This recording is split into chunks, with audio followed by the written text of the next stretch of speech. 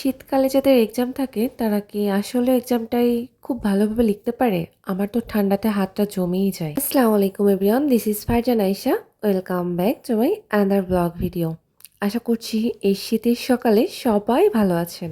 আমিও আলহামদুলিল্লাহ ভালো আছি। এই কুয়াশাচ্ছন্ন পরিবেশটা আমার ভিডিওতে মনে হচ্ছে অ্যাস্থেটিক একটা ভাইব আসছে। আর আমি হচ্ছে সকাল সকাল রওনা হয়েছি এক্সাম দেওয়ার জন্য। আজকে হচ্ছে আমার পরীক্ষা ছিল। মানে আগে শীতকাল আসলে একটা পরীক্ষা দেওয়ার পরে মনে হতো যে লাস্টে কিছু ছুটি পাবো, কিন্তু এখন আর সেই আনন্দটা নেই। আগে হচ্ছে যেমন ছিল 1 to 10 এক্সাম শেষে ছুটি পেতাম, নানুর বাসায় যাওয়া বা বেড়াতে যাওয়া, শীতকালের পিঠা খাওয়া, সবাই একসাথে ঘোরাফেরা আনন্দ, সেটা আসলে এখন আর হয়ে ওঠে না। সবাই বড় হয়ে গিয়েছি, সবাই সবার কাজে ব্যস্ত।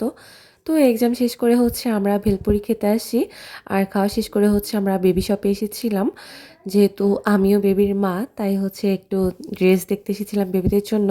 এখানে প্রাইসটা একটু বেশি হলেও ড্রেসটা হচ্ছে অনেক কোয়ালিটিফুল। তো তারপর হচ্ছে আমি বোরকার দোকানে আসি, একটা বোরকা কিনেছিলাম এখান থেকে। আঙ্কেলটার বিহেভিয়ারটাও অনেক ভালো, আমাদেরকে মা মা বলে কথা বলে।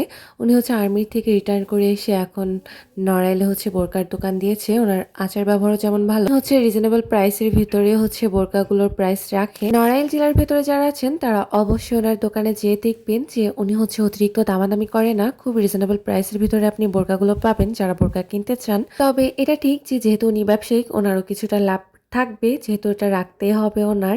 কিন্তু আপনি ঠকবেন না, আমি বলতে পারি। পৃথিবীর সবাই তো ব্যবসা করে নিজেদের পেট চালানোর জন্য। যেহেতু এটা সবারই নিয়ম, কেউ কি চায় যে আমি লসে বিক্রি করি? সবাই তো কিছুটা লাভ রাখতে চায়।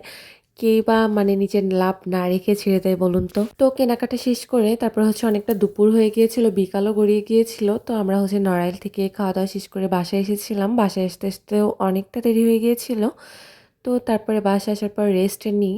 আর রেস্ট নেওয়ার পরে যেটা ঘটেছে দেখতেই পাচ্ছেন যে হঠাৎ করে সবার ইচ্ছা হলো খেজুরের গুড়ের ক্ষীর খাবে, যেটা হচ্ছে আমাদের গ্রাম অঞ্চলে বেশি প্রচলিত।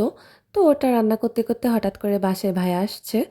আর 2 দিন পর পর হচ্ছে ও র্যাকেট কিনে, যেটার জন্য হচ্ছে বাসায় বকা খাই। এটা হচ্ছে ও মাত্র কিনে নিয়ে এসেছিল, যার জন্য পাশের রুমে আম্মুর কাছে বেশি কথা শুনছে যে এত টাকা দিয়ে 2 দিন পর পর কেন র্যাকেট কিনতে হবে, আর ও তো নাছোড়বান্দা কিনবেই। যাই হোক, পাশের রুমে কথা চলছে। আর এদিকে হচ্ছে আমাদের ক্ষীরটা পরিপূর্ণভাবে হয়ে গিয়েছে।